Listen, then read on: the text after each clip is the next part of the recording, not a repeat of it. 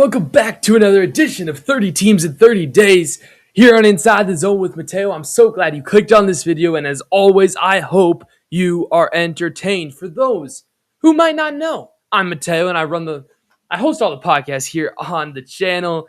We talk about Minnesota sports, but here in June, we have this special series, the month-long series, where there's 30 teams in the NBA. There are 30 days in the month of June, and I decided we're going to take a little break from our regular Tuesday, Thursday episodes talking about Minnesota sports, and we're going to talk one day, one team through the entire month of June. And this is an NBA offseason preview. It's the Miami Heat's turn, and man, oh man, are we going to have some fun today.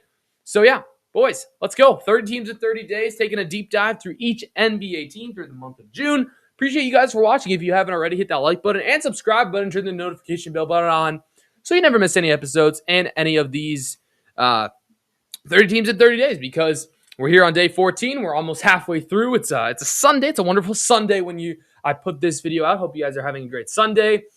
And let's just get to Mateo's show batting order. Actually, before we get to Mateo's show batting order, here's a quick look at the schedule. We go from worst record to best record, starting with the Wizards all the way through the Thunder. We're on the Miami Heat today, and then we got the Charlotte Hornets tomorrow, and then we move on to the second half of teams, really all these playoff teams. We were kind of doing some play-in teams right now, and then we're going to move on to the playoff teams, which, again, this should be excellent. So, yeah, Mateo's show batting order, for those of you who don't know what this is, I use it across all the little podcasts, all the videos on the channel. You'll see it literally in every episode, mostly every episode, unless there's like a special edition and I didn't have time to put together a show batting order. But it's a little roadmap to get you an idea of where this car is rolling.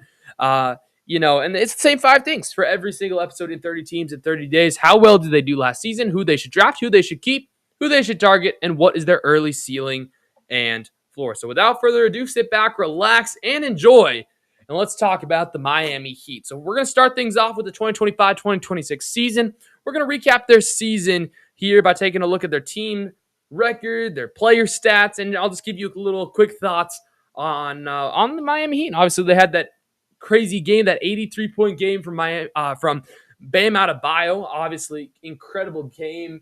It's a little bit, it's talked about, but it's also like, you passed Kobe. Do we really want that? But anyway, that's a big highlight from the Miami Heat.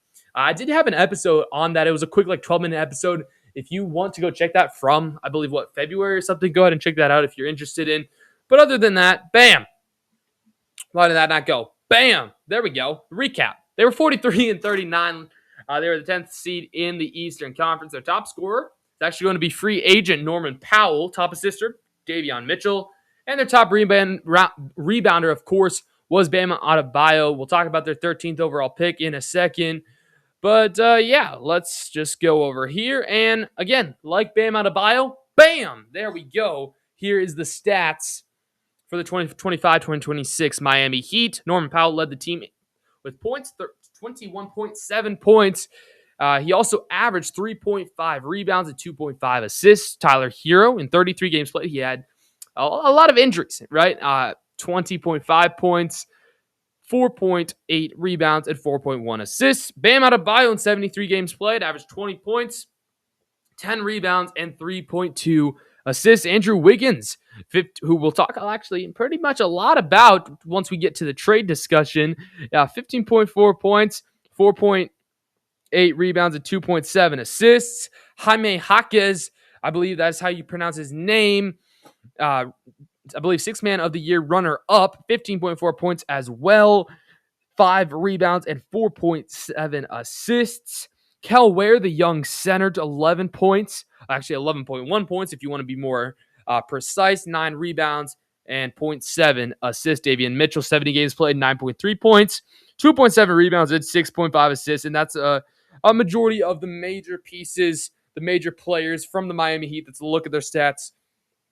In general, what you might ask, what are my thoughts on the Miami Heat? Me personally, it's just the same Heat over and over again. Year after year, they're a play-in team and most likely a play-in exit.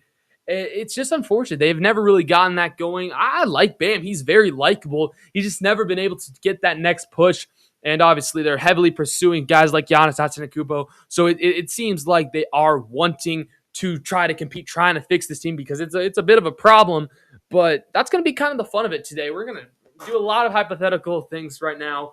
Maybe I'll bring some trade names up that people haven't been bringing up that I think might actually be a better fit than some other guys. But yeah, Giannis has been in the news. A lot of other guys have been in the news. So Miami, another typical season for you. I'm hoping we get to see you kind of take the next step in the coming years. Obviously, the 13th overall pick is going to probably come into play. That's going to probably help them a lot. They do have the 13th overall pick. We'll take a look at the draft here. We'll actually simulate the first 13 picks in the draft here on ESPNanalytics.com. But before we do so, let's take a look at their depth chart to just kind of quickly evaluate their team to see what their maybe position of need might be. Davion Mitchell was their starting point guard for a majority of the season. They didn't really have a solid backup one guard. So definitely that could be an area of improvement, an area of need. Tyler Hero, again, starting shooting guard, but again, was injured for a majority of the season. Pele Larson was able to play a little bit. And then, of course, Norman Powell stepped up huge, but he's also going to be a free agent. So we'll talk about that momentarily. Norman Powell was actually supposed to start, though, at the 3, but Jaime Jaquez was able to play a little bit of that. Andrew Wiggins played the 4. Simeon Fontecchio, I believe. Fontecchio. I'm Italian. I should know how to pronounce that name, bro. I'm sorry. Nikola Jokic also dealt with injuries. Again, same thing for the Blazers, who we talked about yesterday. The Heat just also struggled with a lot of injuries, too. This team is pretty solid on paper. And then Bam and Kelly Ware, again, pretty solid centers. So really, definitely, I think the one area of improvement that jumps off my screen really when I'm looking at this depth chart here, because that's how I kind of like to address things and look at it, is the lack of shooting. Definitely need some perimeter scoring here, preferably around the point guard position. So with that, we're going to go over to ESPNanalytics.com/NBA draft simulator. And we're going to, we're going to simulate a little bit, right? So we're going to do this. We're going to just do one round. We're just going to do the first 13 picks. So they have the 13th pick. I don't think they trade up. DeMonte goes 1. Peterson goes 2. Boozer goes 3. Wilson goes 4. Flemings goes 5. Wagler 6. Darius Acuff goes 7. Brendan Burry's 8. Yaxel 9. Kareem Lopez 10. Michael Brown actually goes to the Warriors. Cameron Carr. And oh my gosh. Dude, if you don't know how much I've been glazing Adai Mara, I am shocked that he is still here. Obviously, this is just the wrong team. They don't need a center. The Heat don't need a center, but Charlotte's going to get their center. That's crazy. Because, I feel like the Charlotte Hornets should definitely take Adai Mara if he falls to them at 14. But yeah, that's not who they're going to take. I wanted a guard, and LeBarion Philon could be interesting. But I was kind of hoping one of the guards would fall. Like, Michael Brown has been projected to actually fall. And, if he's there, I would definitely consider taking him. But again, at the end of the day, picking a forward's not terrible. But especially if you try to grab Giannis, that he can mentor this forward. So Nate Ament probably seems like the best pick. It's 20. He's has the highest percentage of people taking. So I definitely think it's going to be between Nate Ament and Steinbeck and Philon, obviously. So as you can see, I just don't think Adai Mara fits him. They have Kel Ware. They have Bam. Now, here's the thing. If they do trade for Giannis, Kel Ware has definitely been in those trade rumors, right? That report that they traded at the deadline was Jaquez, Hero, and Well with a couple first-round picks. So maybe you do need a backup center, and then you still take Adai Mara, but I don't think that's realistic right now, just the way things are shaping up. So I think we're going to go Nate Ament. Yeah, we're going to go Nate Ament. Let's see okay, good. Adai Mara goes, if he falls to the Hornets, I want the Hornets to take Adai Mara. If they don't take Adai Mara, bro, you missed up on a generational center. But then maybe they say, maybe he'll fall to 18, but I doubt that's going to happen because the Bulls definitely could be in the market for a center. Maybe even the Memphis Grizzlies at 16, so we'll see what happens. But yeah, Nate Ament, I think, is a solid pick there. They could have gone Steinbeck, maybe Philon. Let's see who the Bulls take. The Bulls are going to take Quaitance. Yeah, a bigger guy. Dylan Swain, actually, Christian Anderson. So Phylon's actually falling. Who do the Hornets take with 18? They take Phylon. Okay, so Phylon and Mara, that's a really solid draft for the Charlotte Hornets. But yeah, this is not the Hornets video. We'll talk about them momentarily. Actually, it's going to be pretty soon, I think. Right? We're talking about them tomorrow. So we'll talk about them in a little bit. I'll get to Glaze probably tomorrow there a little bit. So I'm going to stop doing that. But yeah, I think Nate Ament's a solid fit. It's not, again, the 13th overall pick is a very interesting pick. It's like just too low to take one of these top guys, but also it's like in the middle where you want to use it. It's an interesting pick. So I'm going to be interested. I'm very intrigued to see what the Miami Heat do with that. But let's go to the start of free agency where we're going to do what we do here. If you're new, sorry, I forgot.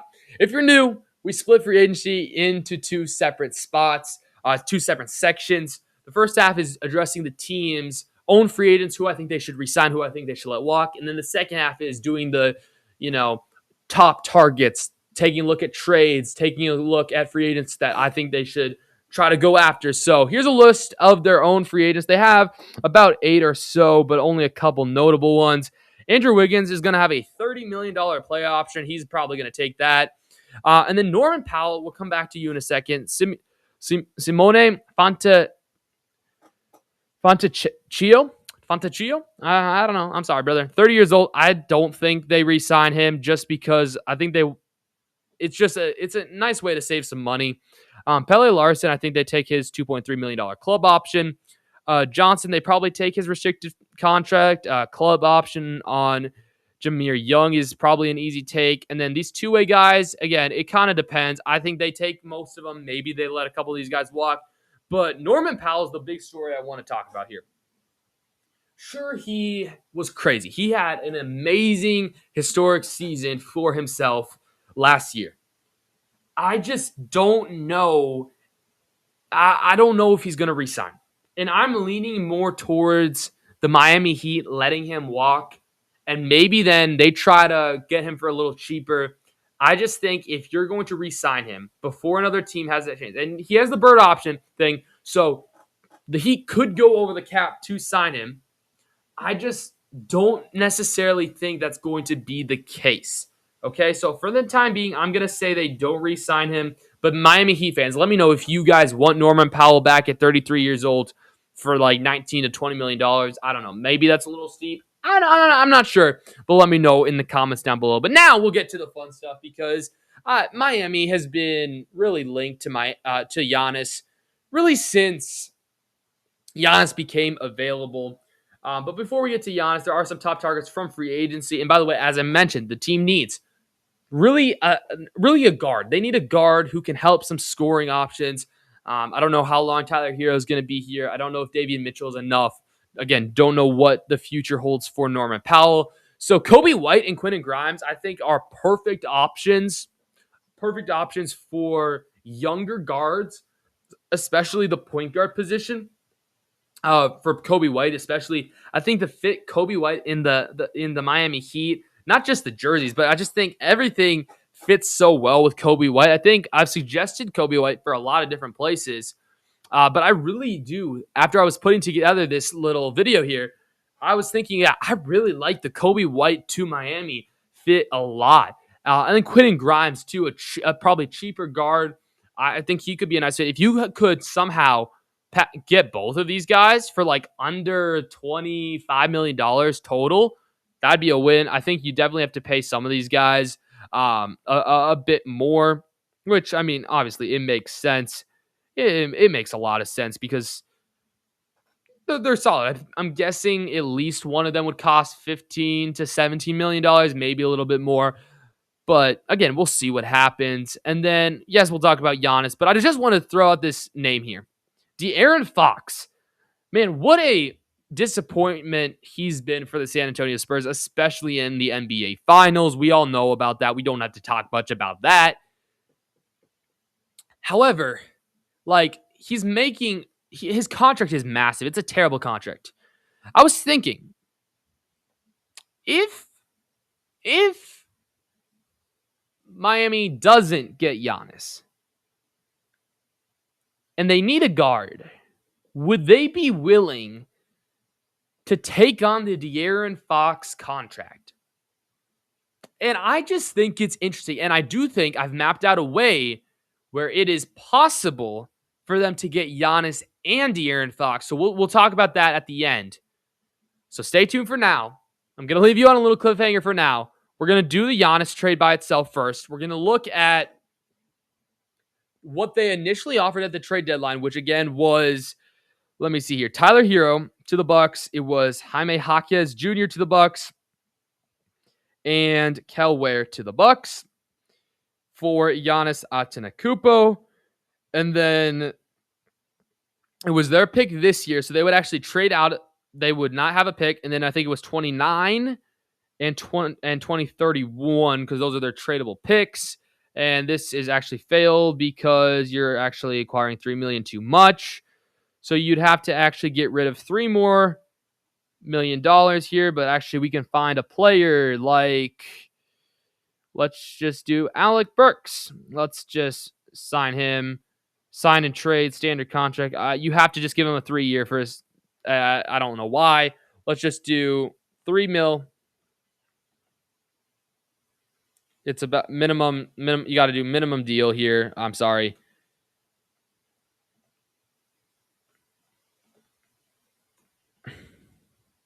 You just got to do a minimum salary, which is fine, whatever. Something like this, because then you can add Burks to this trade. It's just for the time being because he's not a free agent. You can't just say release him to get rid of the salary. So we just have to do this, and we have to trade him to the Bucks, and then just ignore him. He's not a piece of this, and this would be a success. So this is the trade that they offered the Bucks at the deadline. The Bucks said no.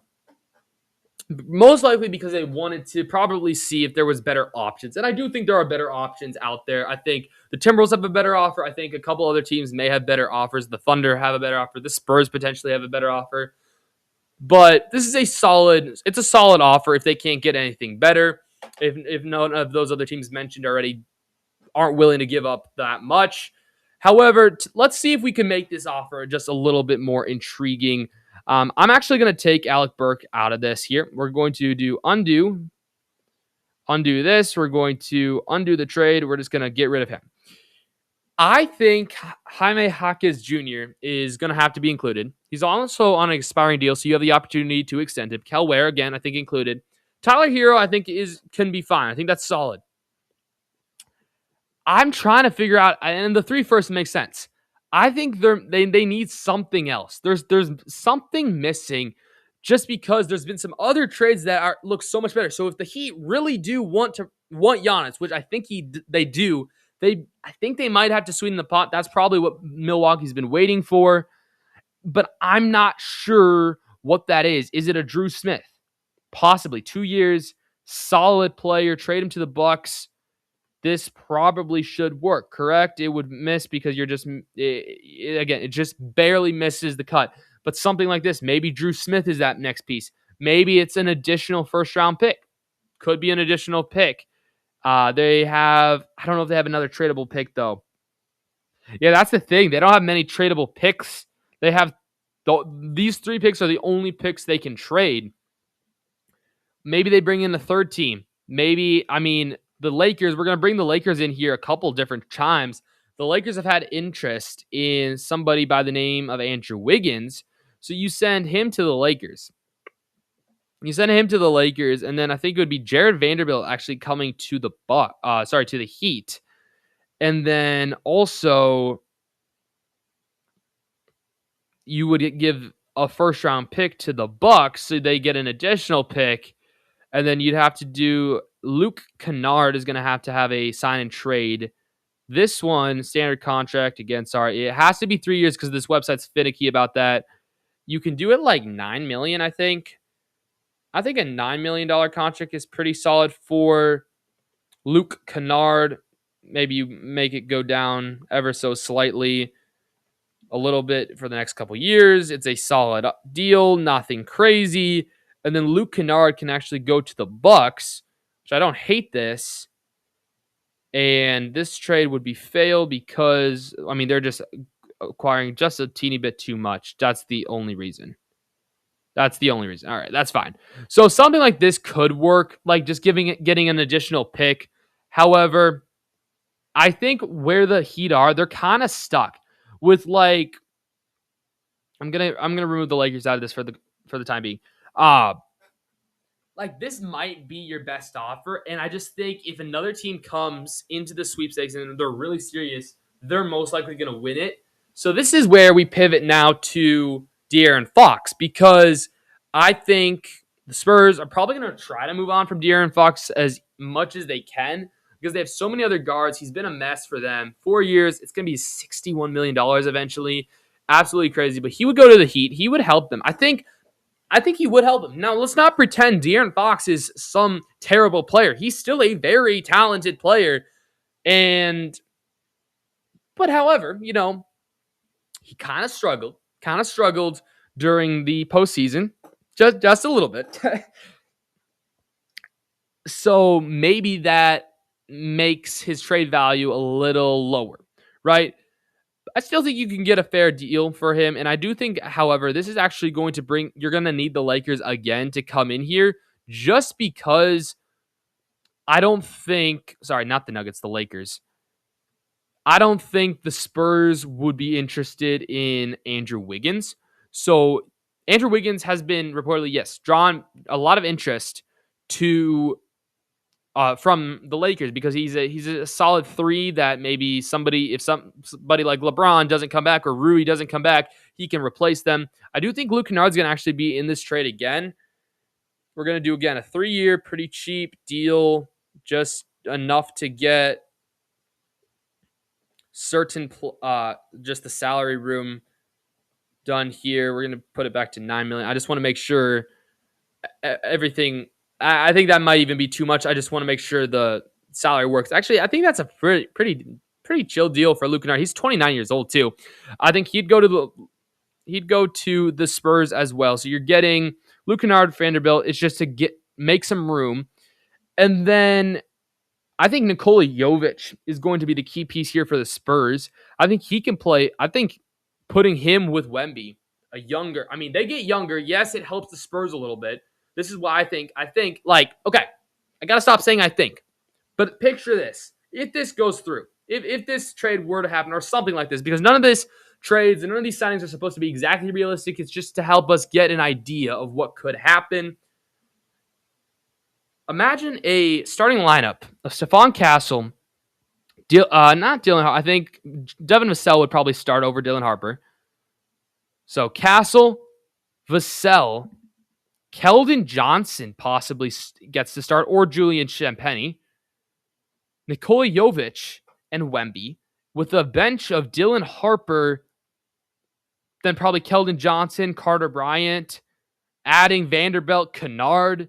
It's just a little bit more interesting, and I think the Spurs actually do get better, even if and then, of course, they get rid of the salary, so that's another reason. So in theory here, giving up Fox for Jovic, Kennard, Vanderbilt, and I do think the Heat would include a pick. It'd probably be something later down the line, like 2031 to the Spurs, just to get some more value if you don't think it's enough. And the only thing holding this back is, of course, the Lakers, who need to give up. We're just gonna I'm sorry. We're gonna add a little bit more money to Kennard's salary. I don't think you would need this. It's just for the time being, please. We're just gonna add it $9 million. Just pretend it's $9 million. It's fine. It's nothing crazy. He's also 29. He's chill. Go through it. This should be fine. They're acquiring too much, actually. What?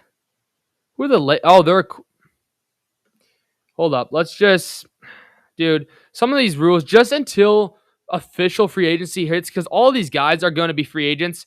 So it's. All of these guys are counting against the salary, so it just makes it tough. We're just going to add, at this point, let's just add Bronny. Just someone like Bronny here. He goes to play with the Spurs. And this should go through, right? Yeah. Okay. So maybe you say maybe this is not good. I mean, I don't know if this is enough for Fox. They get a first, which is good.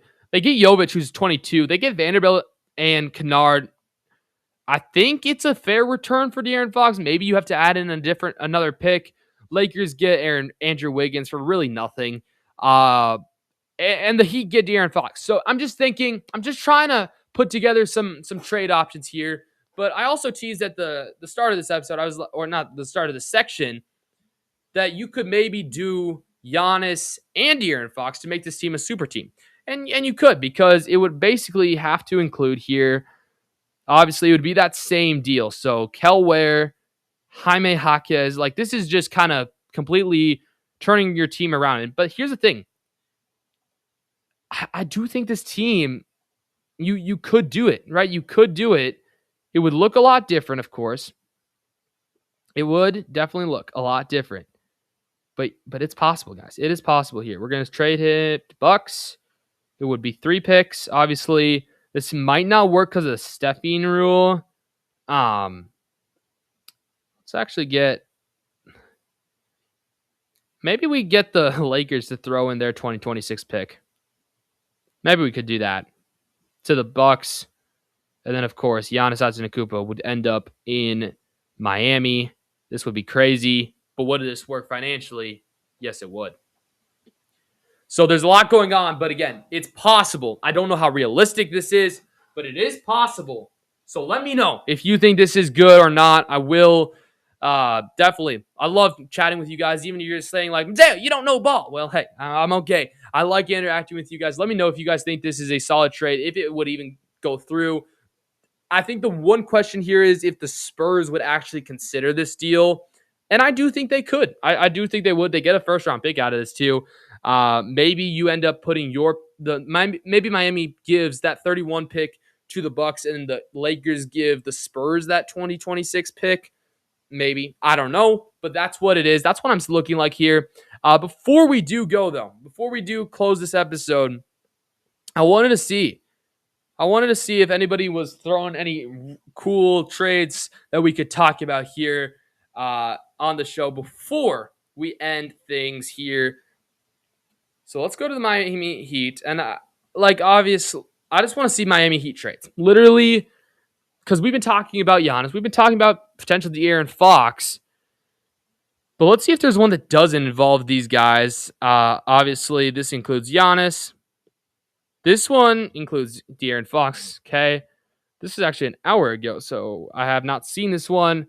Oh, so this one has Mikal Bridges, Tyler Hero. See, Andrew Wiggins ending up as that. See, and Jovic ends up there. Okay. Maybe I'm not crazy. Maybe I'm not crazy, guys. Let's see what people say here in the comments. There's no comments, of course. I'm saying it's not crazy for Jovic to go to the Spurs, okay? I just like it when other people do things, so you can't say, "Oh, I'm crazy." Yeah, De'Aaron Fox going here again. I didn't even know people were talking about this. I just came up with it on my own. Miami, I don't want it. Ooh, what's this one? Giannis for Brown. Okay, so this would have the Heat being like just getting Hauser and Green. They'd give up actually nothing. How do they give up nothing and it's fine? That's crazy. De'Aaron Fox would go to the Grizzlies. I actually don't hate that. Ja Morant would end up in the Bucks system with Jaylen Brown. That's crazy. I don't think this trade is realistic, but that's something to think about. So you're basically flipping Giannis for Jaylen Brown, which, yeah, I mean, that's solid. Then you get Ja for what? Kuzma, Kevin, and Porter. For the Bucks, that's a win. And AJ Green you have to give up. Okay, that's okay. And then you're getting these 3 guys. The Grizzlies are getting these 3 guys for Ja and Jerome. I wonder if the only one holding out of this deal is the Memphis Grizzlies. Actually, no. I think you might even be getting too much for Ja Morant, but hey. Oh, and then there's the Spurs here that get... Okay, so Wiggins does end up... Okay, I was like, how do the Miami Heat get out of this without throwing this away? Okay, I mean, no comments on this one. It's interesting. Let me know what you guys think, for sure. But without further ado, let's end it. One more thing. We got ceiling and floor. For those of you who don't know, if you're not familiar with this, there's going to be 2 bullet points with the moves I suggested or without the moves I suggested. They're going to list a ceiling. So bam, like out of bio.